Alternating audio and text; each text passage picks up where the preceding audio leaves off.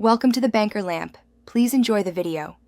You start by confirming which disk is failing and why. Check smart attributes and note errors. Once done, make sure to copy essential files. Do not skip backups. Connect the disk using a USB to SATA adapter or directly to the motherboard. This lets you run diagnostics. You'll need a live USB OS and a terminal.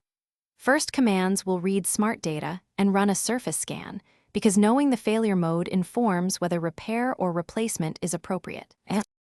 You now run targeted diagnostics. Start a smart short test, then a long test if time allows, because long tests reveal intermittent faults. Once smart results are clear, mount the file system read-only and run FSCK or CHKDSK to repair metadata and node issues. If there are bad sectors, run bad blocks or the vendor's low-level utilities. These can isolate or remap sectors.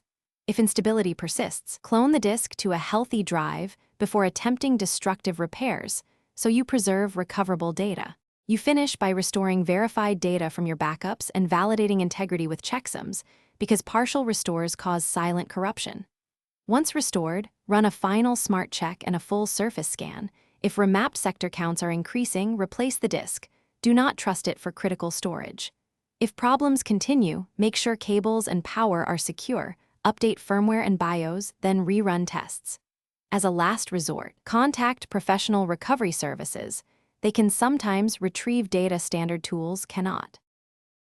Thanks for watching. If this was helpful, leave a like and consider subscribing. See you next time.